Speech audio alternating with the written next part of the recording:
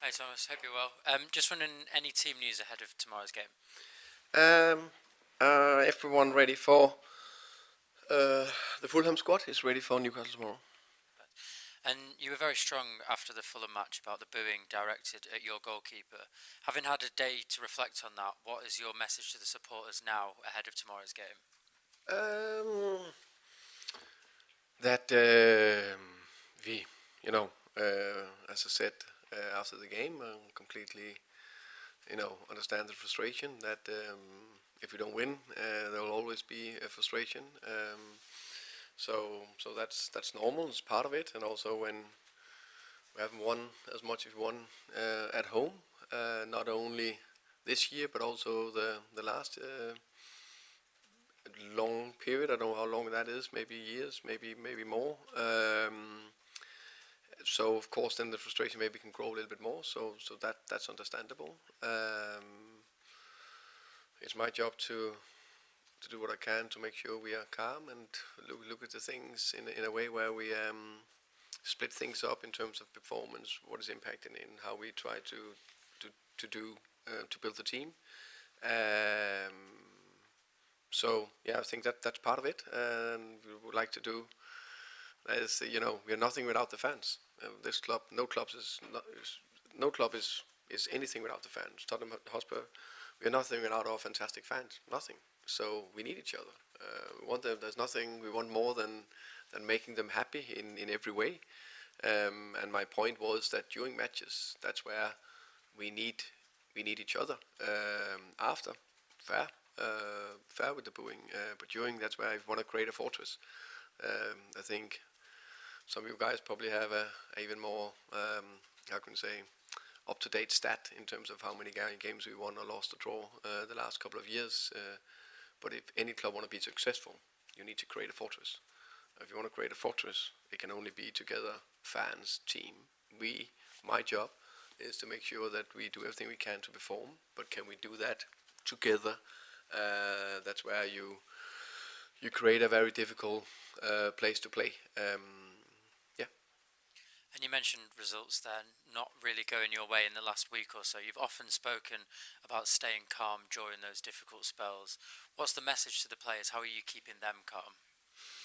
Um, we of course have meetings yesterday and today, and yesterday of course like normal debriefing the Fulham game, and today looking more forward to Newcastle. There'll be some meetings tomorrow.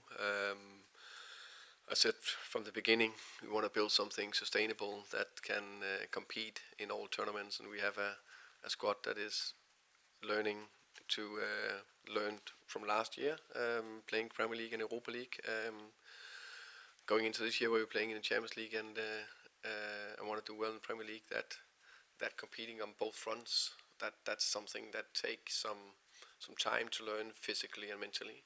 We're searching to find the right formula that will click, while we have to rotate some players to keep freshness, keep the intensity high, look a little bit at how can I say injury risk and stuff like that.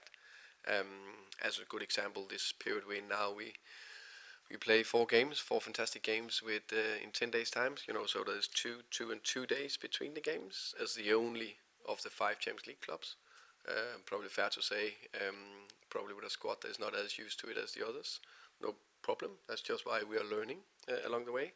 And we also had a spell early in the season. I think it was Everton. Was it Newcastle as well? Chelsea and Copenhagen. Ours was also 2-2-2. It was only us and Arsenal that had that. So the fact is, if you have 2 days between times, it's just more complicated. It's not impossible. We still need to perform. We still need to win matches. It's just facts. And you've mentioned over the past couple of weeks as well about different players for different games. I know you get asked it a lot, but what does Xavi Simons need to show you to earn a few more minutes? And can we expect to see him starting tomorrow or in this busy period? Of course, there's a reason why we got Xavi here. I think he's a very good player in every aspect. Xavi have trained well the last couple of days, and in general training well. And I think also that I think we talked about before. It's not the first time a player is stepping into the Premier League, and that just need a little bit of adaptation to hit the ground running, and then that's one thing in the physical league, but also to play games every third or fourth day, and then in a team that's maybe not top in sync. So how can we help each other? That's part of the process. Hi Thomas, good afternoon. Good afternoon. A couple of questions about Newcastle, please. First of all, how impressive have you been with them, their performances against Man City, against Everton recently, and obviously the timing of facing them tomorrow away from home? No, Newcastle are good. I think they've been good for a long time since Eddie Howe took over. I said that before. Admire Eddie and his coaching staff and everything they do massively. They're a very intense team, very aggressive, and speaking about having a good home record and a good that's a difficult place to go to. Everyone knows that. I think they won the last 6 home games, so perfect timing. So good, but not unbeatable. And a specific question about Nick Woltemade. How impressed have you been with his ability to adapt into the demands of the Premier League and to step into the very big shoes of Alexander Isak? Yeah, definitely. They're 2 different players, but Nick Woltemade had done very well.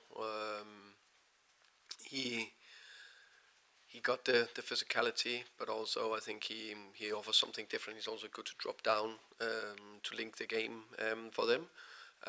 That's why he offers something a little bit different. I think the way he attacked the box, I think he does that very well, finding good positions. I can ask you about your goalkeeper Vicario, but more from a positive perspective. Yeah. We see players in the past, when they make big mistake, they try not to go and speak to the media, maybe to hide a little bit. With him, it's the other way around. After the Fulham game, he spoke to the media. He put in a statement as well on social media. How much it shows about Vicario's personality, his character, and how important he is as a leader in your dressing room? Vic is remarkable. His character is fantastic in every aspect. I think it's about how you carry yourself every day, in good times and bad times, and he's very consistent in that way. I think everyone knows that everyone makes mistakes. Sometimes on the football pitch, outside football, whatever we do. But the way he carried himself, that impressed me very, very much. And his, I think, also responds to setbacks and also mistakes. I think he does that, very well. Hi Thomas, how are you? I'm good, thank you. And you? Very well. In terms of fans booing, I understand what you're saying, wait to the end, but some fans don't stay to the end of the game, and some fans want to let the players know what they're feeling, how they're feeling, and when they're feeling it, maybe during a game. Should everybody not be allowed their opinion whenever they want? Yes, just like I'm allowed my opinion wherever I want. So I think it's fair. I'm just saying what I think. I'm like, can't say it enough. We have some fantastic fans. We're nothing without the fans. We need them, every aspect, and they are very much allowed to be disappointed. No problem. I'm just saying when you play a match at home, it is not as helpful as it is when they can see they're driving the team forward, for example. And of course, it's up to us to do everything we can to perform. So it's just going hand in hand. But the beautiful thing about football and life is never straightforward. And I know you don't read social media, but Pedro Porro posted on social media about Saturday and the That one I supporters. read because my good friend over here sent it to me. Okay. He said it was probably a good idea to read that before I went into the beautiful day with you guys here. So what did you think of it, and do you think he should have posted that? Second, what do I think What about did you think of his social media, and should he have done it? I think it's fair, when I think it's fair in that sense. Again, the players, they are individual people that they can have their own opinions, and I think he was. I think what he put out there was fair in every aspect. Finally, you know how fickle football is. You go and win at Newcastle, go and win at the weekend. Suddenly, you're the greatest manager this football club's ever had. It's the greatest set of players this club's ever had. Lose them both, and the opposite is true. So, how do you stay calm? How do you not let things boil over? I know you've got the 24-hour rule, but in terms of with you and with your players, how do you try and keep things now on an even keel, or what is a difficult point? I think it's how can I say? I think we of course searching to not so to how can I say find the winning formula, because it's, let's say it's 3 different games we played. We played away to Arsenal. That was a bad performance. Away to Paris, that was a good performance. We lost both, and then we play a freak game against Fulham where we down 2 after 6 minutes. So, but especially in the PSG and especially in the Fulham, there was some good performances. It's all about keep going back to that, keep going back to what we can affect, the processes, how we train, the principles, and then keep the energy with the players, or for the players, and then go again. That's the only way out of it. Of course, it's in a tough period. It's easier when you win, but when you don't, you need to do the same. Thank you. Hi there, Thomas. You said after the game that you would speak to Vic afterwards. I just wondered, how did that go? And kind of in general, how do you speak to someone that's experienced what he went through? Yeah, I spoke with him after the game, and I said, "Yeah, how are you?" And he said he was okay. You can say there's different types. I think Vic is a relatively, how can you say, good player to deal with setbacks like that and move forward. Others maybe would have hit harder. Also think if you are a goalkeeper, unfortunately, I don't think there's any goalkeeper in the world except, and I can say that because I know Peter Schmeichel that never thought he made a mistake, but probably did sometimes. But that can also be a way of dealing with it. But you know you make mistakes, and how you deal with that is a big part of how good you become as, let's say, a goalkeeper, but also actually as a player. You mentioned that just there about Vic then going out in the next action and getting the ball and clearing it that time, showing that strength of character. I mean, you want your players to take risks. How important is it that they feel that they can make mistakes and not suffer a reaction like that? I think it's hugely important, because every game, every player make small mistakes. There can be a bad clear. Some can be the crucial goal-defining mistakes that everyone can see, but there's always small mistakes in the game where you lose the ball, where you miss a touch, where you miss a clearance, where you miss a 1v1, and you sometimes don't get punished well enough. But how can you keep going no matter what in a game? You and Pedro both use the same expression about true Spurs fans. I think you said they're not true Spurs fans if they do that, and Pedro said he loves the true Spurs fans. Have you got any kind of fear that that might fire up fans even more, those frustrated to kind of being told maybe they're not true Spurs fans? I don't know. And you can say, how do you define a true Spurs fan? I think all the fantastic fans we have believe they're true Spurs fans. Some react in one way, some react in another, some one a little bit in between. No matter what, we need all of them. Hi, Thomas. I think you mentioned earlier about having 4 games in 10 days, and it's the second time that's happened. How much does that impact what you and the coaching staff can sort of teach the players about what you're trying to do? Yeah, of course, extremely. And even if you have that extra day, that's just give you a day more to recover. But of course, with 2-2-2, it's very limited what you can coach and how many meetings and how much individual time you can have with the players, because it's just pure recovery as well. But again, it's just the way it is. We need to find a way. I think the more bits the also impact is that if you want to kind of find a little bit of a how can you say, I think every good teams they found out they have 7, 8, 9 players that plays when it's the top matches, if that makes sense. And that, of course, we're searching to find what is the thing that can click, and that's we can't do it all the time, because we also need to rotate to make sure we have enough intensity and freshness. That does make sense, thank you. You've obviously used different tactical approaches this season. Is the long-term plan to eventually settle and focus and develop one particular system?